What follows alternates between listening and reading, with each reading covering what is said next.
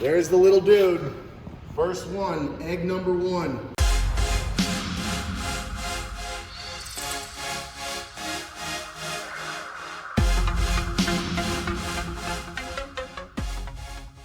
What's up, guys?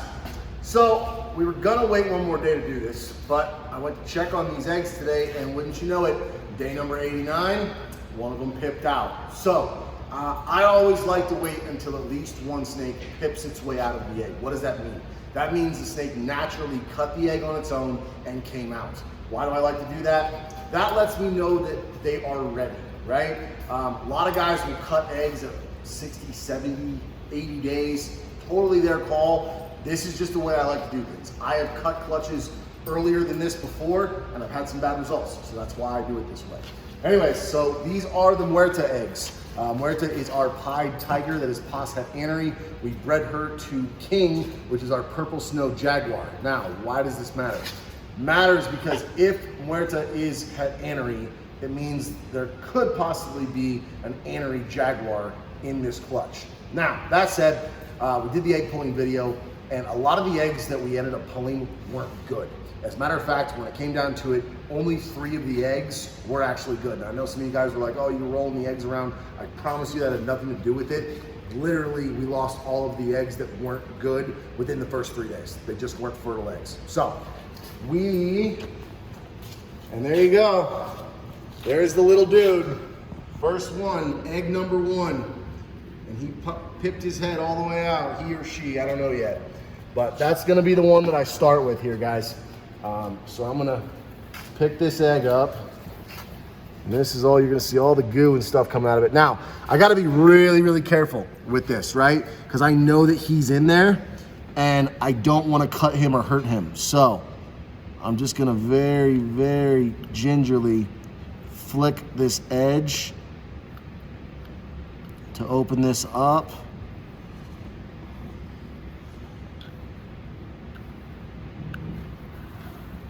And we're gonna come over here.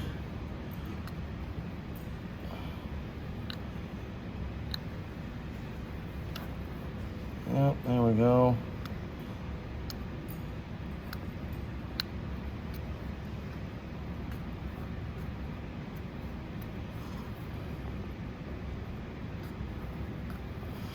Now, what I'm gonna do is I'm gonna open this up.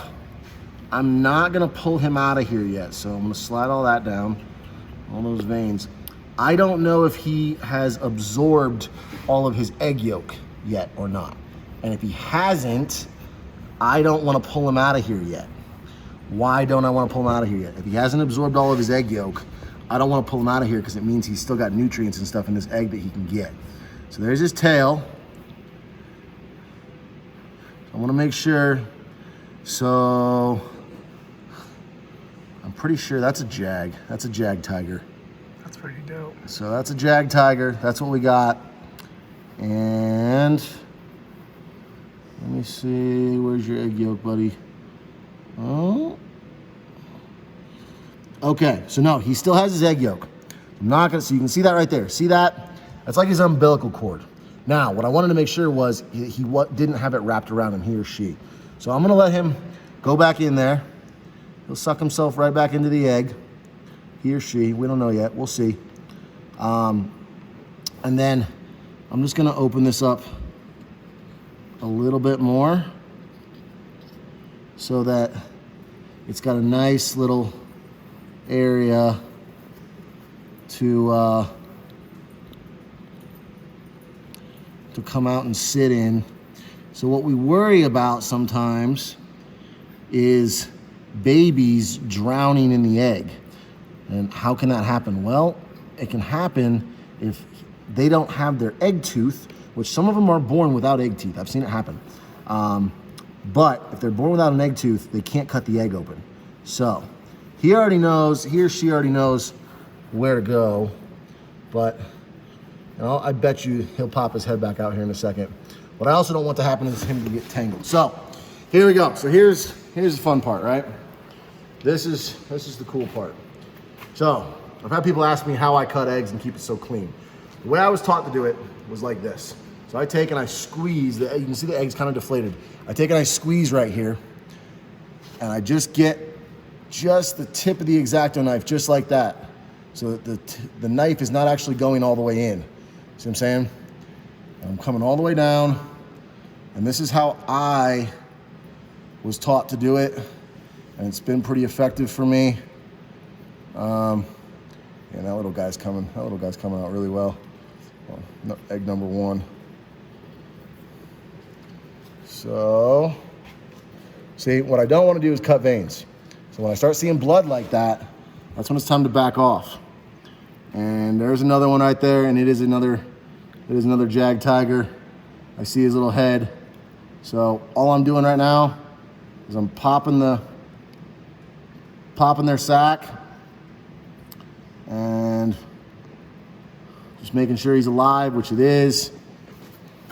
And now I'm gonna take, and this does get messy, guys. There's just no two ways about that. See, knock all that down like that, and just like that. And now, that's egg number 2. There's a little bit of perlite, whatever. It's all good. So what I do at this juncture is I actually take them out of the perlite. And I'm gonna pour some of this goo out of here. There we go. So I get some of this goo out, right? And then, why do I do that? Again, I don't want the snake to drown in there. So that's a super pretty jag. No idea whether they are, it's either one's anery. I don't think that is, but I've actually never hatched out jags before, so I don't know. So there's that. I actually set them in this once I cut the eggs. Why do I do this? When they come out, I want them to have access to moisture, to water. And so I put water in the bottom of there with egg carton, or egg crate as they call it, or light diffuser is another word for it. And that way when they come out, they can get out in some water, it washes them off, it also gives them something to drink rather than just being in this nasty perlite with all their afterbirth. So here we go, last egg, guys. And again, it's kind of a bummer that we only have 3, but I'm not opposed to exclusive clutches. That doesn't bother me one bit. And so,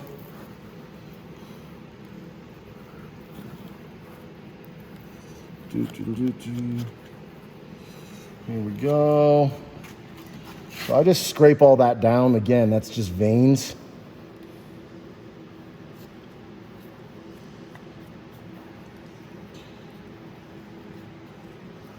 Take it off like that. And that's egg number 6. And it looks like it's another jag. Yep, it's another jag. And there's his little head. His or her. He tucked it right back in there, but he's all good. He's alive. So in terms of the odds, guys, while we didn't get very many good eggs, we hatched 3 for 3. So the good eggs that we did get, we hatched them all out. To me, that looks like 2 jags and a jag tiger. This could just be a tiger.